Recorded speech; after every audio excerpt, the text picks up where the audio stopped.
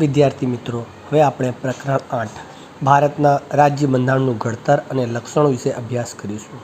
તો એમાં સૌપ્રથમ આપણે બંધારણનો અર્થ જોઈએ.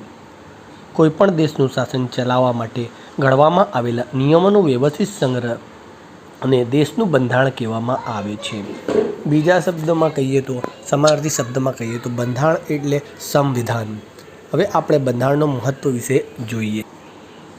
બંધારણ એ દેશનો પાયાનો અને મહત્ત્વનો દસ્તાવેજ છે. બંધારણની જોગવાઈઓના આધારે દેશમાં કાયદાઓ ઘડવામાં આવે છે. દેશના કાયદાઓ બંધારણને સુસંગત અને બંધારણની જોગવાઈઓ આધીન હોવા જોઈએ. બંધારણ કાયદાઓથી સર્વોપરી છે. બંધારણમાં સમયાંતરે બદલાતી જતી લોકોની જરૂરિયાતો, અપેક્ષાઓ, આકાંક્ષાઓ, ઈચ્છાઓ અને લોકોની ઉચ્ચ ભાવનાઓનો પડઘો હોય છે. તેથી જ બંધારણને જીવંત અને મૂળભૂત દસ્તાવેજ કહેવાય છે. વિદ્યાર્થી મિત્રો, હવે આપણે બંધારણની પ્રક્રિયા વિશે સમજીએ. 25 માર્ચ 1946ના રોજ બ્રિટિશ સરકારે 3 સભ્યોના બનેલા કેબિનેટ મિશનને ભારત મોકલ્યું. કેબિનેટ મિશને રજૂ કરેલી યોજનાઓ મુજબ સ્વતંત્ર ભારતનું બંધારણ ઘડવા માટે બંધારણ સભા રચવામાં આવી. બંધારણ સભામાં કુલ 389 સભ્યો હતા.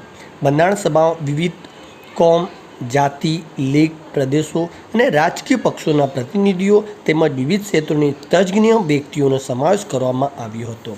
બંધારણ સભામાં Jawaharlal Nehru, Vallabhbhai Patel, Maulana Abdul Kalam Azad, Shyama Prasad Mukherjee, H P. Modi, H V. Kamath, Frank Anthony, H. Gopal Swami Ayyangar, Krishnaswami Ayyar, Baldev Singh વગેરે અગ્રણી નેતાઓ ઉપરાંત બંધારણના નિષ્ણાતો તરીકે ડૉક્ટર ભીમરાવ આંબેડકર અને શ્રી કનૈયાલાલ મુનશી તેમજ સ્ત્રી સભ્યો તરીકે શ્રીમતી સરોજિની નાયડુ અને શ્રીમતી વિજયાલક્ષ્મી પંડિત વગેરેનો સમાવેશ કરવામાં આવ્યો હતો.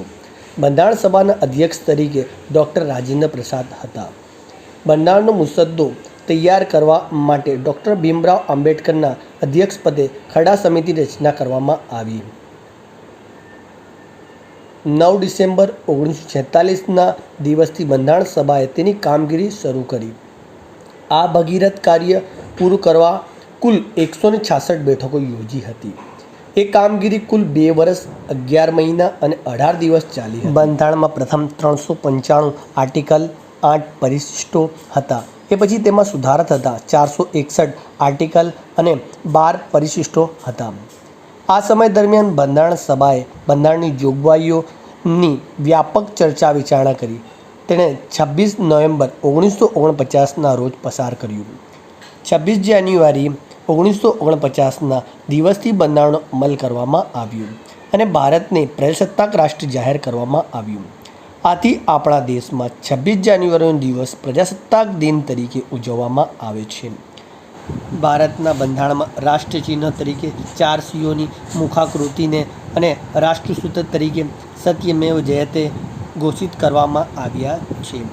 આપણા બંધારણમાં લોકોના મૂળભૂત હકો, ફરજો અને રાજ્યનીતિના માર્ગસિદ્ધાંતો, સરકારના અંગો અને કાર્યો તથા વહીવટી કેટલીક સૂચનાઓ, ન્યાયતંત્રની વ્યવસ્થા જેવી અનેક બાબતોનો સમાવેશ થયો છે.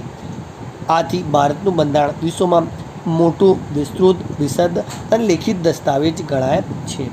ભારતના બંધારણમાં ઇંગ્લેન્ડ, આયર્લેન્ડ, ફ્રાન્સ, યુએસએ વગેરે લોકશાહી દેશોના કેટલાક વિશિષ્ટ લક્ષણોનો સમાવેશ કરવામાં આવ્યો છે. વિદ્યાર્થી મિત્રો, હવે આમુખ શું છે તેના વિશે આપણે સમજીએ. આમુખ બંધારણનું પ્રારંભિક, આધારરૂપ અને વિશિષ્ટાંક ધરાવતું તત્વ છે. બંધારણની શરૂઆત આમુખથી થાય છે. આમુખમાં દર્શાવેલા શબ્દો ઉપરથી આમુખ બંધારણનો આત્મા હોવાની પ્રતીતિ થાય છે.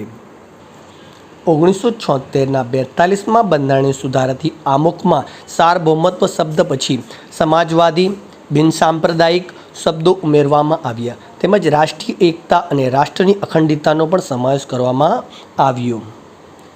આમુખ બંધારણના મૂળભૂત હેતુઓ, ધ્યેયો, આદર્શો તેમજ સિદ્ધાંતોને વાચા આપે છે. આમુખ બંધારણના ઉદ્દેશો થકી ભારતમાં કલ્યાણ રાજ્ય સ્થાપવાની ઉચ્ચ ભાવનાઓ અને આદર્શોને સિદ્ધ કરવા ઈચ્છે છે એવું સ્પષ્ટ કરે છે. આમ આમુખ દ્વારા બંધારણના ઘડવૈયાઓના માનસનો પરિચય થાય છે. વિદ્યાર્થી મિત્રો, હવે આપણે આમુખનું મહત્ત્વ સમજીએ. ભારતના બંધારણની શરૂઆત ભવ્ય આદર્શો, ઉદ્દેશો અને ભાવનાઓથી રજૂ કરતા આમુખથી થાય છે. આમુખમાં સમગ્ર બંધારણનું હાર્દરૂપ રજૂ થયું હોવાથી આમુખને બંધારણનો આત્મા કહ્યો છે. કોઈ પણ કાયદો ઘડવામાં, તેને પૂર્ણ રીતે સમજવામાં કે તેનું અર્થઘટન કરવામાં આમુખ માર્ગદર્શક બને છે. કાયદાઓ ઘડવા પાછળ સંસદ કે ધારાસભાઓનો હેતુ, આદર્શ અને નીતિ શા છે તે સમજવામાં આમુખ મદદરૂપ થાય છે. કયા પ્રકારની મુશ્કેલીઓના નિરાકરણ માટે કાયદાઓ ઘડવામાં આવી રહ્યો છે તેની સ્પષ્ટતા આપણને આમુખ દ્વારા થાય છે. આમ આમુખ બંધારણનો અર્ક છે.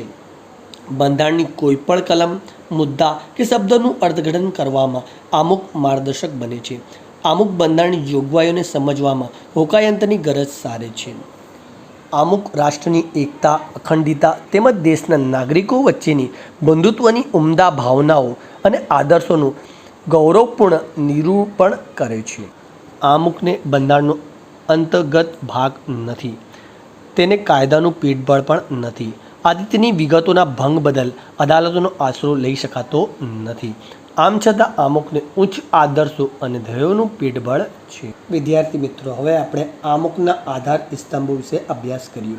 ભારતીય બંધારણના આમુખમાં વ્યક્ત થયેલા આધારરૂપ શબ્દો જેવા કે અમે ભારતના લોકો, સાર્વભૌમત્વ, સમાજવાદી, બિનસાંપ્રદાયિક, લોકશાહી, પ્રજાસત્તાક, બંધુત્વતા, ન્યાય, સમાનતા, સ્વાતંત્ર્ય, રાષ્ટ્રીય એકતા અને અખંડિતતા વગેરે છે. જે પૈકી મુખ્યત્વે નીચે દર્શાવેલા 3 આધાર સ્તંભો વિશે આપણે વિગતે અભ્યાસ કરીશું. 3 આધાર સ્તંભો પૈકી પહેલો આધાર સ્તંભ લોકશાહી છે. લોકશાહી એટલે ડેમોક્રેસી. શબ્દ મૂળ ગ્રીક શબ્દ ડેમોસ એટલે લોકો અને ક્રેટોસ એટલે સત્તા ઉપરથી બન્યો છે. યુએસએના પૂર્વ રાષ્ટ્રપ્રમુખ અબ્રાહમ લિંકને લોકશાહીની વ્યાખ્યા આ પ્રમાણે આપી છે. લોકશાહી એટલે લોકોનું, લોકો માટે અને લોકો વડે ચાલતું રાજ્ય. બંધારણના આમુખે ભારતને લોકશાહી રાજ્ય જાહેર કરી તેની સરકારના સ્વરૂપને સ્પષ્ટ કર્યું છે. ભારતના બંધારણ દેશમાં પ્રજાકીય સાર્વભૌમત્વનો સ્વીકાર કર્યો છે. ભારતમાં રાજકીય સત્તા સંપૂર્ણપણે પ્રજાના હાથમાં છે. આમુખમાં ભારતની લોકશાહી સરકાર લોકશાહીના પાયાના સિદ્ધાંતો સ્વતંત્રતા, સમાનતા, બંધુત્વતા સ્વીકારાશે તેમજ તેની અમલી બનાવશે તેની સ્પષ્ટતા કરવામાં આવી છે. ભારતના મતદારો સાર્વત્રિક પુખ્ત વય મતાધિકારનો ઉપયોગ કરી પોતાના પ્રતિનિધિઓને 5 વર્ષ માટે ચૂંટે છે. પ્રધાનમંડળની રચના કેન્દ્રમાં સંસદમાંથી અને રાજ્યોમાંથી ધારાસભાઓમાંથી કરવામાં આવે છે. તેથી કેન્દ્રનું પ્રધાનમંડળ સંસદને અને રાજ્યોના મંત્રીમંડળો ધારાસભાઓને સંયુક્ત રીતે જવાબદાર છે. આ ઉપરાંત બંધારણમાં મૂળભૂત હકોની જાહેરાત, રાજ્ય નીતિના માર્ગદર્શક સિદ્ધાંતોનો ઉલ્લેખ, સંસદ અને ધારાસભાઓની વિશિષ્ટ સત્તાઓ, નિષ્પક્ષ ન્યાયતંત્ર, સ્વાયત્ત ચૂંટણી પંચ વગેરે જોગવાઈઓ કરવામાં આવી છે, જે ભારતને લોકશાહી રાજ્ય જાહેર કરે છે. બંધારણના ઘડવૈયાઓએ ભારતના લોકોને સાર્વત્રિક પુખ્ત વયે મતાધિકારનો હક આપી હિંમતપૂર્વક શ્રદ્ધા મૂકી છે. સાર્વત્રિક પુખ્ત વય મતાધિકાર એટલે કોઈપણ જાતિ, જ્ઞાતિ, ધર્મ, ભાષા, લિંગ, શિક્ષણ, આવક કે જન્મ સ્થાનના ભેદભાવ કર્યા વિના 18 વર્ષ તેથી વધારે ઉંમરના ભારતના કોઈપણ નાગરિકને મત આપવાનો અધિકાર છે. જો કે મતદાર યાદીમાં નાગરિકના નામની નોંધણી આવશ્યક છે. વિદ્યાર્થી મિત્રો, હવે આપણે સમાજવાદી વિશે અભ્યાસ કરીએ. ભારતના બંધારણની મોટાભાગની જોગવાઈઓનો મુખ્ય ઉદ્દેશ પ્રત્યક્ષ કે પરોક્ષ રૂપે સામાજિક ક્રાંતિ દ્વારા દેશમાં સામાજિક અને આર્થિક સમાનતા લાવી કલ્યાણ રાજ્ય સ્થાપવાનો છે. તેથી આમુખમાં સામાજિક અને આર્થિક સમાનતા પર તેમજ સામાજિક ન્યાય પર આધારિત સમાજવાદી સમાજ રચના સ્થાપવાનું ધ્યેય રાજ્ય નીતિના માર્ગદર્શક સિદ્ધાંતોમાં સ્વીકારવામાં આવ્યું છે. ભારતના રાષ્ટ્રીય સંસાધનોની ન્યાયયુક્ત વહેંચણી અંગેની બંધારણીય જોગવાઈઓ તેનું ઉત્તમ ઉદાહરણ છે. ભારતે મિશ્ર અર્થતંત્ર અપનાવ્યું છે. બંધારણમાં સમાજવાદી વિચારસરણીમાં પ્રજાનું સામાજિક કલ્યાણ સાધવાનું અને ગરીબ તવંગર વચ્ચેના ભેદોને નાબૂદ કરી તેમનું જીવન ધોરણ ઊંચું લાવીને સામાજિક આર્થિક કલ્યાણ સાધવાના પ્રયત્નો કરવા રાજ્યોને માર્ગદર્શન આપ્યું છે. તેથી ભારતનું બંધારણ એક સામાજિક દસ્તાવેજ છે. ત્રીજું આધાર સ્તંભ બિન સાંપ્રદાયિકતા છે. તેના વિશે આપણે અભ્યાસ કરીએ. ભારતને બિન સાંપ્રદાયિક અથવા તો ધર્મનિરપેક્ષ રાજ્ય જાહેર કર્યું છે. બંધારણે બધા નાગરિકોને ધાર્મિક સ્વતંત્રતાનો મૂળભૂત હક આપ્યો છે. બંધારણની જોગવાઈ મુજબ ભારત ધાર્મિક રાજ્ય બની શકે નહીં. રાજ્યને પોતાનો કોઈ ધર્મ નથી.